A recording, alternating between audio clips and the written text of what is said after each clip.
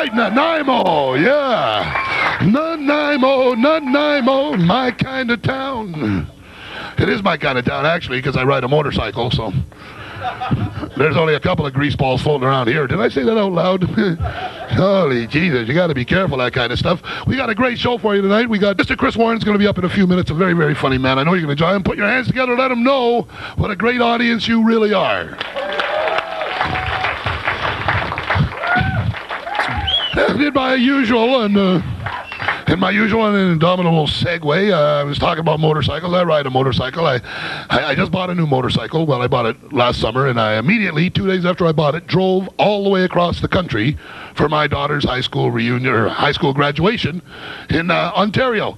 And I got to tell you, the most important thing about riding a motorcycle: get a good windscreen.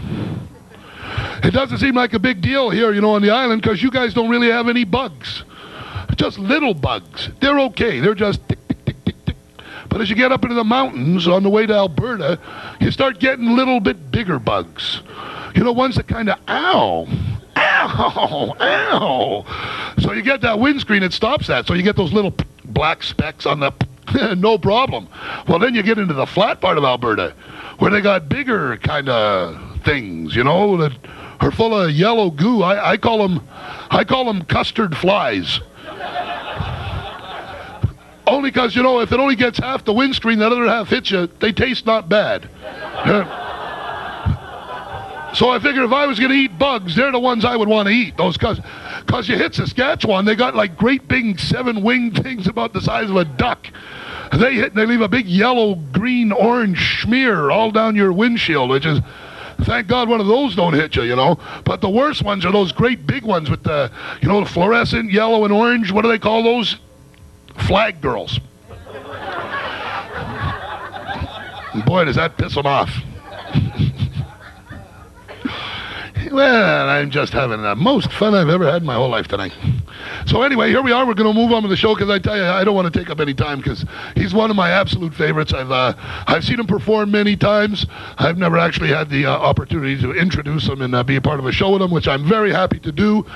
You see him on TV. He's done lots of cable work. He's opened for a great number of top acts. He's a very funny man. He's known as the politically incorrect comic from Oregon. Would you please welcome Mr. Chris Warren? Thanks, man. Come on, keep it going for Squatch, you guys. Make some noise in here. I'm in Nanaimo on TV. Man, you guys have no idea how hard I've worked to reach this pinnacle in my career. No. Check out this stage, man. Somewhere in Port Alberni, there's a trailer missing a front porch right now. This is great. I am loving this, boy, no doubt. I am from the States. Let's get the boo out of the way right now. Come on, come on, come on, come on. Yeah. I love coming to Canada for lots of reasons. First off, you guys put alcohol in the beer. What a concept. And you put codeine and caffeine in your aspirin. You bastards know how to party up here, I'll tell you what. You're screwing us Yanks around on this GST, though. Someone outside just tried to sell me an eighth of hash for $32.10. What is that crap? I bought it. It was a hell of a deal. I ain't stupid or nothing. I found out the #1 sport in Canada is not hockey. It's bar fighting. You guys are damn good at it too, man. I got hauled outside with this one guy. He goes, I'm a Canadian. He pulled out a hockey stick. Said, I'm an American. I pulled out a gun. I still got his hockey stick, too. Of course, I look pretty funny crossing the border with it poking out of my ass, but that's a whole other story there. We travel all over the place. That's the nature of our job. I was just over in Jasper. Who's been there recently? Anybody? Make some noise. Help me out. Come on, come on, come on. Great, nobody leaves Nanaimo. This is good, yeah.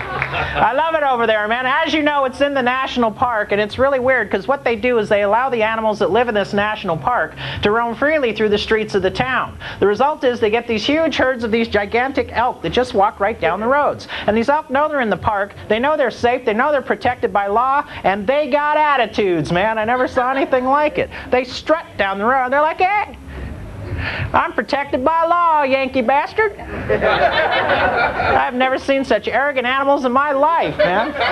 They must be French elk. Oh, I am the elk. I am protected by the law, Yankee bastard. I am the American. Now you're protected by a freezer bag. I have been married before, a true story. My wife was killed. Money well spent, I might add. Hey, I had a coupon. And the 2-for-1 deal. I got the mother-in-law, too. It was great, man. Club Z points, the works, no doubt. But my wife is a comic. Her name is Chris. My name is Chris. We call it the Chris and Chris Show. I never realized quite how narcissistic I was till I started yelling out my own name during sex. I mean, I'd done it before, just with never anybody else in the room, you know. We've tried new things in the relationship. We tried bondage, but I screwed that up, tied her feet together. That didn't work out too good. So I flipped her over. And we're already having the toilet seat dilemma. I screwed up. I left the seat up. She went in there in the middle of the night, sat down, got her ass wet, man. She was pissed off, boy. She was so pissed she actually bolted that seat down. Now she gets her ass wet every time she goes to the bathroom. She said, "Can't you aim that thing?" I said, "Sure. How do you think I hit the seat, man?" She hates that joke, boy. I tell you what. But springtime is here. Winter is over. I am so happy. Where are my spring people? Make some noise. Come on, let me hear it, Tell you what, man, I lived in Eugene, Oregon for a long time, and we don't get snow there, but once every 3-4 years we get this little light dusting, right? And when it happens, we freak out. They forecast snow on the radio, we just start slamming into trees and getting it over with, I swear to God. And I know you guys relate, man, no doubt. It reminds me of Phoenix, Arizona, because that's how the folks in Phoenix handle it whenever it rains. They just panic. The rain starts hitting the streets of Phoenix, they're all looking out the windows going, "Oh my God. It's sticking." They're slapping chains on their tires, man, no doubt. And I can't drive in the snow worth a damn, I know this. I was going from Spokane over to Seattle a couple years ago, doing 65 miles an hour in traffic. I hit a patch of ice, lost control of my car, did 2 360s in the middle of the freeway, come to rest facing the direction I was already headed, and everybody stopped behind me to watch the show. Needless to say, nobody passed me for a really long time. And I didn't bother washing those pants, I just threw those suckers away. So there are some things you just can't shout out, is all I'm trying to say. The other thing I hate about the winter is I hate the holidays. Where are my holiday haters in here? Come on, make some noise. Yeah, I know you're out there, man. And it's not so much that I hate the holidays, it's just that I hate shopping. And it's not even that I hate shopping, it's just that I hate shopping with my woman. Guys, are you with me on this one now? Come on. Come on, let's bond in this one. Let's not get laid together. Come on, where are you guys? What is it about women? They can't figure out what they want before they go into a store. Go in, get it, and come on back out. Oh, no. They got to look at every single item on every single shelf of every department of every store in the mall. Then they got to show it to you, and you got to look suitably impressed or you're not getting laid that night. Who wrote those rules, man? Women do not go shopping, they take inventory. That's what they do. We walked into this pharmacy the other day. You realize they got a product for cold sores now called Herp X?